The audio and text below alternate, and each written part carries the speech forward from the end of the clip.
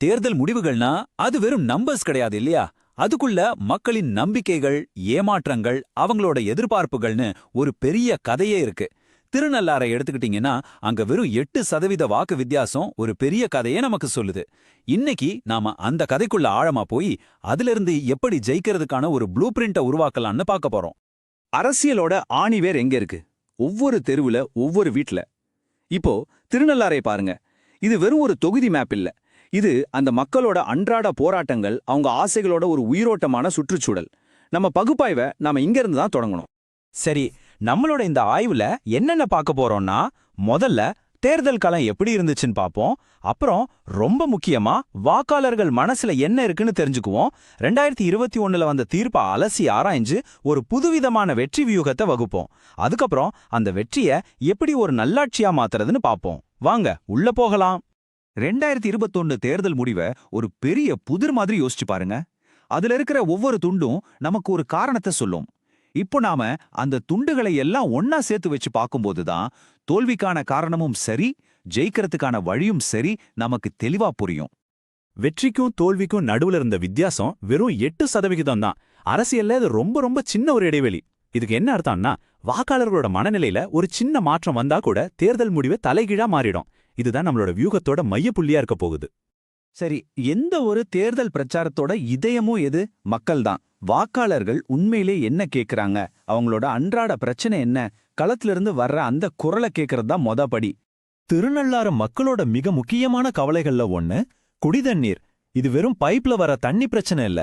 இது அவங்க குழந்தைகளோட ஆரோக்கியம் சம்பந்தப்பட்டது, அவங்களோட அன்றாட செலவு சம்பந்தப்பட்டது, அவங்களோட நிம்மதி சம்பந்தப்பட்டது. அடுத்தது ரோடு. ஒரு ரோடு சரியில்லைன்னா என்ன ஆகும்? விவசாயிங்க அவங்க விளைச்சலை மார்க்கெட்டுக்கு கொண்டு போக முடியாது, பிள்ளைங்க ஸ்கூலுக்கு போறதுக்கு கஷ்டப்படுவாங்க, ஏன் ஒரு அவசர ஆஸ்பத்திரி உதவி கூட லேட் ஆகும். இது வெறும் ரோடு இல்ல, இது அவங்களோட இணைப்பு பாலம். மொத்தமா இதை பார்க்கும்போது நமக்கு ஒண்ணு நல்லா புரியுது. மக்களோட மிக அவசரமான தேவைகள் எல்லாமே அடிப்படை வசதிகளும் வாழ்வாதார ஆதரவு தான். அவங்க கேட்கறது ஆடம்பரங்களை இல்ல, அத்தியாவசியங்களை. ஓகே, மக்களோட தேவை என்னன்னு நமக்கு இப்போ தெரியும். ஆனா இது எப்படி 2021 ரிசல்ட்டை பாதிச்சது? அந்த 8% வாக்கு வித்தியாசம் எங்கிருந்து வந்துச்சு? அதுக்கு பின்னாடி இருக்கிற அரசியல் காரணிகளை இப்போ ஆராயலாம். இந்த நம்பர்ஸை பாருங்க, ரொம்ப தெளிவா இருக்கு. வின்னர் 9796 ஓட்டு வாங்கியிருக்கார். நம்ம ஐஎன்சி வேட்பாளர் 7731 ஓட்டு வாங்கியிருக்கார். வித்தியாசம் கிட்டத்தட்ட 2000 ஓட்டு. இந்த இடைவெளியை எப்படி சரி பண்றது? அதுதான் இப்ப இருக்கிற கேள்வி. பாருங்க, ஒரு தோல்விக்கு எப்பவுமே ஒரே ஒரு காரணம் இருக்காது. இது ரெண்டா பிரிக்கலாம். ஒன்னு நம்ம கண்ட்ரோல்ல இருக்கிற விஷயங்கள், அதாவது நம்மளோட பலம், பலவீனம். இன்னொன்னு நம்ம கண்ட்ரோலே இல்லாத வெளி விஷயங்கள், உதாரணத்துக்கு ஆட்சி மேல இருக்கிற அதிருப்தி இல்லைன்னா எதிரினியோட பலம். இது ரெண்டையும் தனித்தனியா புரிஞ்சுக்கிறது ரொம்ப அவசியம். சரி, பிரச்சனை என்னென்னலாம் அனலைஸ் பண்ணிட்டோம். ஆனா வெறும் அனாலிசிஸ் போதுமா? போதாது. தோல்வியிலிருந்து கத்துக்கிட்ட பாடங்களை வச்சு வெற்றிக்கு ஒரு பாலத்தை கட்டணும். அந்த பாலத்தை எப்படி கட்டுறது? அதுதான் இப்ப நம்ம முன்னாடி இருக்கிற உண்மையான சவால். இதுக்கு தான் நாம இப்போ ஒரு புது ஸ்ட்ராட்டஜியை பார்க்க போறோம். நாம பார்த்த சவால்களை எல்லாம் சமாளிக்கிற மாதிரி வடிவமைக்கப்பட்ட ஒரு மைய வியூக கட்டமைப்பு இது.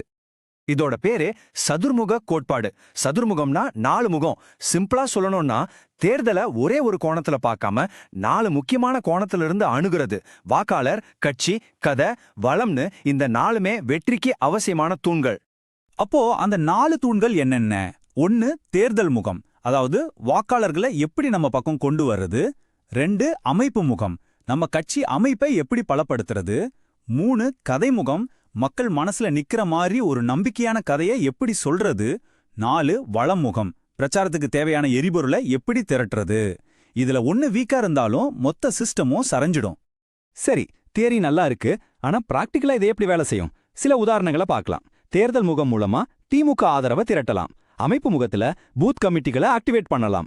கதை முகத்துல எதிர்காலத்தை பத்தின நம்பிக்கையை உருவாக்கலாம். வளமுகத்துல நிதி மற்றும் டேட்டாவை திறமையா பயன்படுத்தலாம்.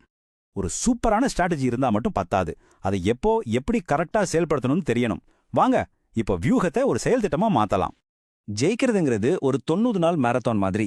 இத 3 ஸ்டேஜா பிரிக்கலாம்.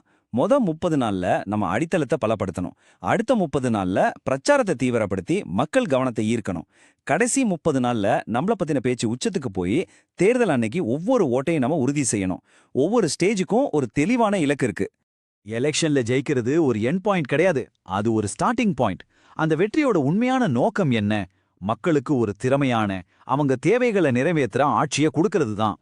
பாத்தீங்களா, நாம எங்க ஆரம்பிச்சோமோ அங்கேயே வந்து நிக்கிறோம். மக்களோட அன்றாட பிரச்சனைகள். இந்த முழு வியூகமும் இந்த தேர்தல் பயணமும் எதுக்குன்னா, கடைசியில இந்த மக்களோட வாழ்க்கையை மேம்படுத்துறதுக்கு தான்.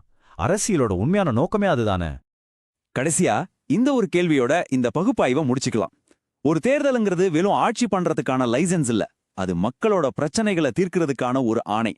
ஒரு தலைவர் பிரச்சாரத்துல கொடுத்த வாக்குறுதிகளை எப்படி நிஜமா மாத்துறார், இதுதான் தலைமை பண்புக்கு உண்மையான ஒரு பரீட்சை.